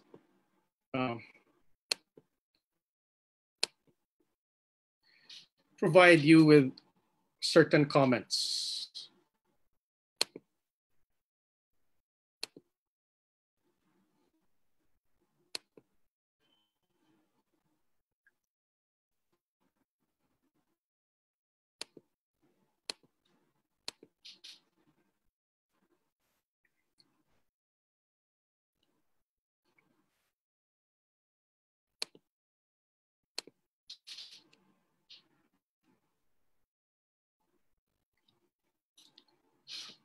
On this law. Now you'll notice a few days ago, there was this headline: government requires COVID-19 patients to disclose personal information to enhance contact tracing. Does not be an affront to a person's right to privacy, especially under the Data Privacy Act. If you will notice, Secretary Carlo Nograles explained it very well. What government will do is they will obtain a waiver. They will obtain a consent from patients in order to disclose personal information to enhance contact tracing. Contact tracing is important because we have to know the root of the virus. So if we can look at the root cause, we can develop a cure for this. And so Secretary Nograles explained it well. It's not exactly a violation of the data privacy law. There are exceptions, and I will explain to you what these exceptions are. Section 6G in relation to Section 9A and Section 9, Paragraph 2. All personnel, we already got this a while ago. They're first responders. So they are the first line of defense. But at the same time, there is a concomitant obligation to respect to the fullest extent possible the rights of people to liberty, bodily integrity, and privacy while maintaining and preserving public health and security. Prohibited acts, unauthorized disclosure of private and confidential information pertaining to a patient's medical condition or treatment. The disclosure of confidential information will not be considered a violation of this act under this section if the disclosure was made to comply with a legal order issued court of law with competent jurisdiction.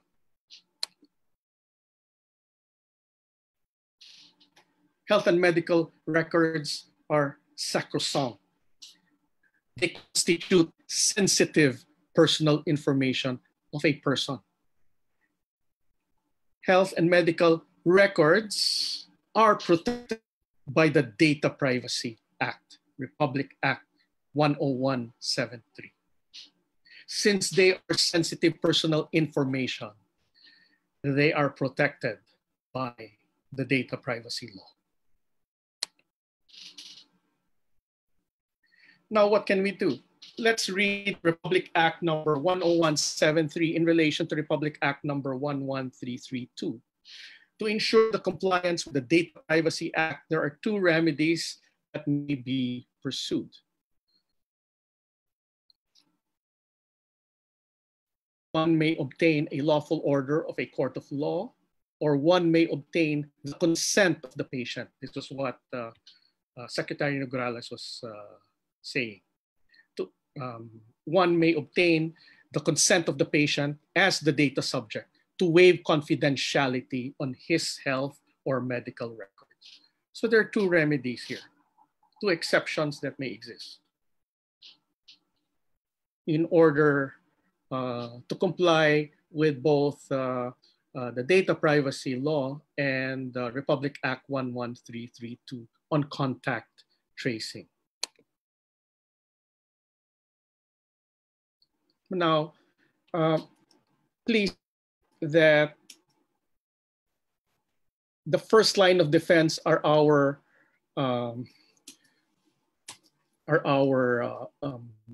medical experts, our medical authorities, the doctors, the nurses, and allied medical professionals.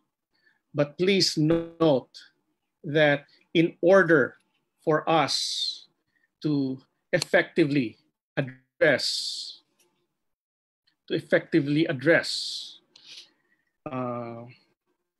this global pandemic, to be able to strive for, well, in some areas, containment, in other areas, mitigation. It requires the grassroots network of our local government units. So the success of this requires the cooperation of both the national government and the local government units. So in this case, Republic Act number 7160, the local government code, especially section 105, provides certain powers to the Secretary of Health. Now, in this case, section 105 of the local government code may be invoked to provide direct national supervision and control by the Secretary of Health. Note that this is a special power granted to the Secretary of Health in cases of epidemics, pestilence, and other widespread public health concerns and dangers. The Secretary of Health, in this instance, may, upon the direction of the President and in consultation with the local government unit concerned, temporarily assume direct supervision and control over health operations in any local government unit for the duration of the emergency, but in no case exceeding a cumulative period of 6 months. With the concurrence of the government unit concerned, the period for such direct national control and supervision may be further extended.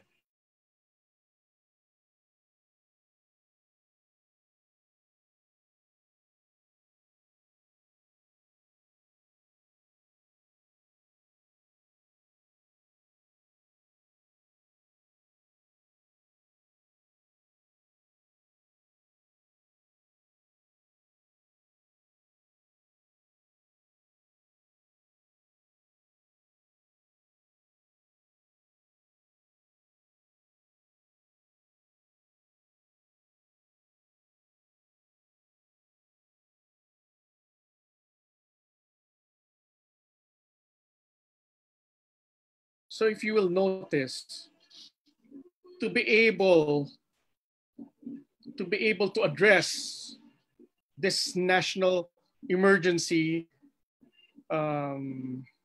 necessitating a civil defense response, it requires the cooperation of the national government, the local government units, and the first line defense in our medical fields, in the different medical fields. And so it is not just one person or group of persons, it is all of us. And in fact, we are contributing through putting this information out to ensure that government is successful in addressing this global pandemic at the earliest possible time. Now, oftentimes, well, the Constitution is called upon, as I mentioned at the start of this lecture, the Constitution is placed in a difficult situation, oftentimes, to provide a delicate balance between liberty and security. But if you read the law in its totality, there is no conflict between liberty and security. They are part of the greater whole to preserve the state. The state, which has four elements: people, territory, sovereignty, and government. And in that sense, the Bill of Rights, the Constitution of Liberty, and the Constitution of Government go hand in hand in providing for a stronger state structure. Now, to recap our lecture for today, I provided it in your notes. I divided it into constitutional provisions, presidential proclamations,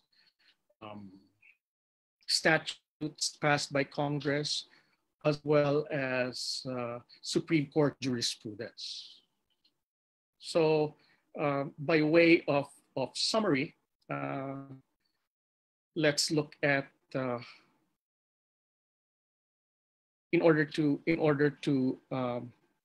address, or in studying the law dealing with national emergencies due to public health concerns, you need to look at Article 2, Section 15, Article 6, Section 23, Paragraph 2, Article 6, Section 25, Paragraph 5, Commander-in-Chief clause under Section 18 of Article 7, the power of the state during national emergencies to temporarily take over or direct operation of any privately owned business under Article 12, Section 17, the power of general supervision over local governments by the President under Article 10, Section 4, the Bill of Rights, the Grave Abuse Clause under Article 8, Section 1, as well as Article 10, Sections 2 and 3, and Section 5, involving local autonomy and decentralization of administration of local government units. Now, for purposes of the COVID-19 crisis, you may look at Presidential Proclamation 922 and Presidential Proclamation 929. With respect to statutes passed by Congress, the two that I mentioned, Republic Act 11469, Republic Act 11332, the Local Government Code, as well as the Data Privacy Act. As for cases, just to summarize, Araneta versus Dinglasan, Lansang versus Garcia, Integrated Bar of the Philippines versus Zamora, Lacson versus Perez, San Lakas versus Executive Secretary, David versus Arroyo, Youngstown Sheet and Tube Company versus Sawyer, and Araulio versus Aquino.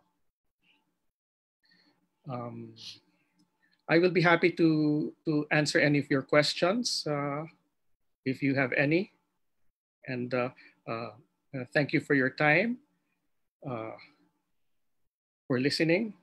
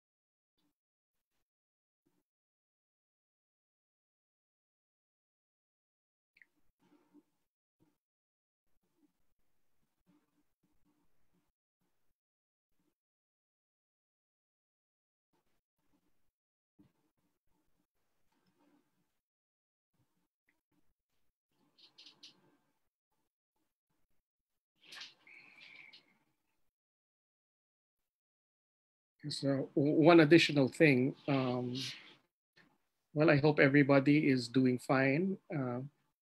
Please stay safe and healthy, and hopefully we will be back studying the law firsthand fairly soon. So, if would you have any questions? I'll be happy to answer any of the questions.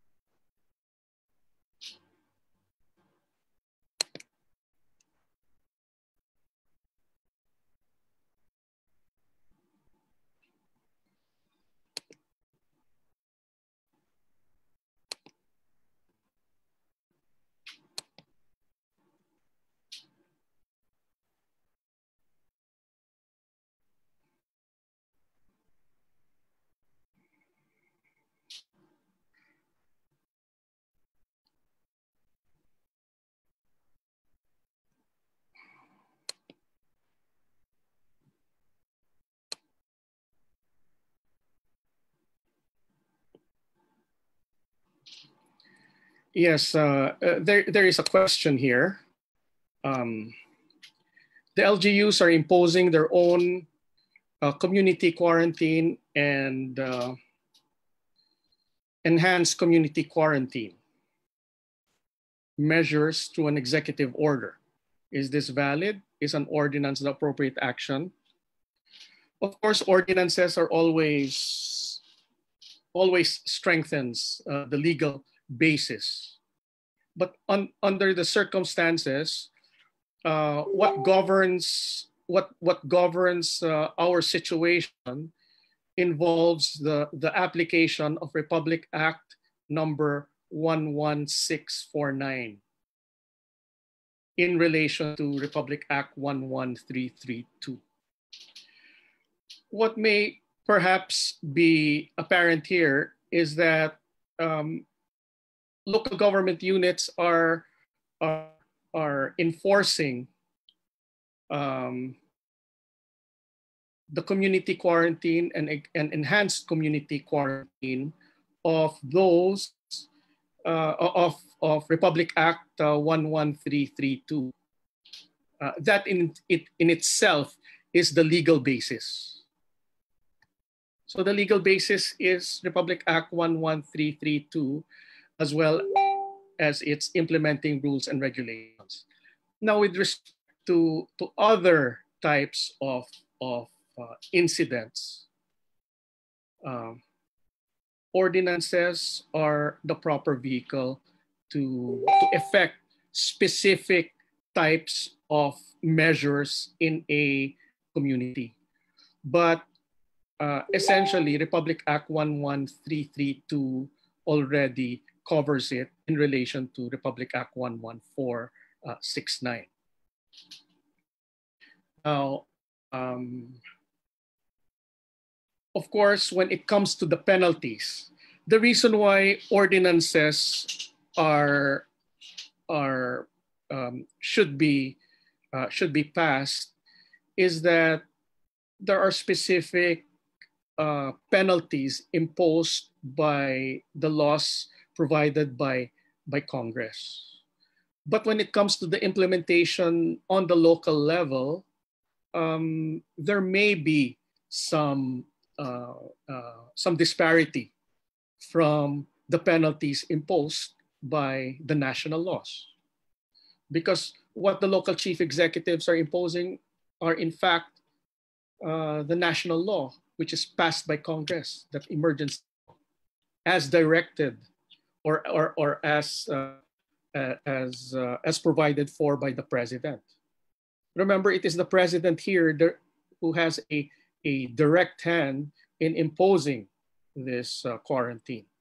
Um, the executive order is merely a manifestation of that. But if the local sanggunians pass an ordinance, it would be clearer with respect to certain violations, because there may be violations that have imprisonment for 1 week or overnight, or there is no uniform. There is no uniform implementation of the penalty, and an ordinance can address that to at least make it uniform for that local government unit.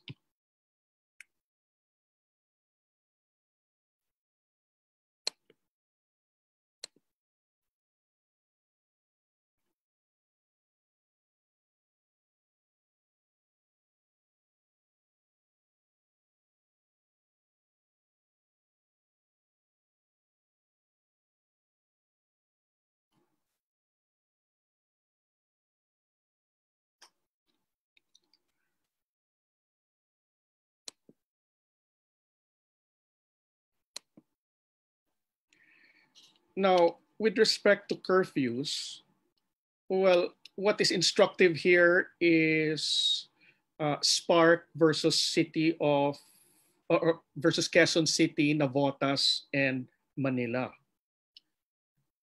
In Spark, it requires a local ordinance unless it is imposed on a national level as part of the quarantine. But to add strength, to add clear legal basis from the standpoint of the local government units, an ordinance providing for a limitation on the number of hours, a number of hours out in order to prevent the spread of the virus may be possible under an ordinance. The legal basis in will be Act 11332 in relation to Republic Act 11649.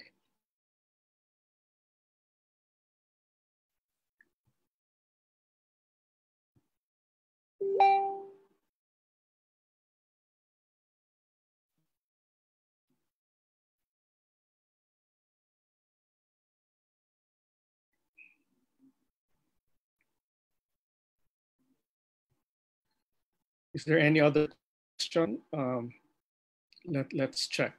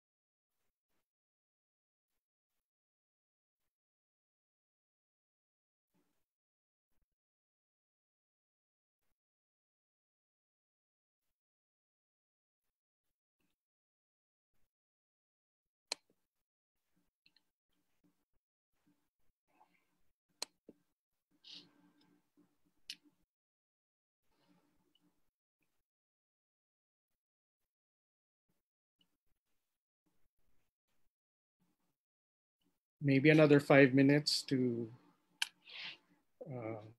to entertain questions.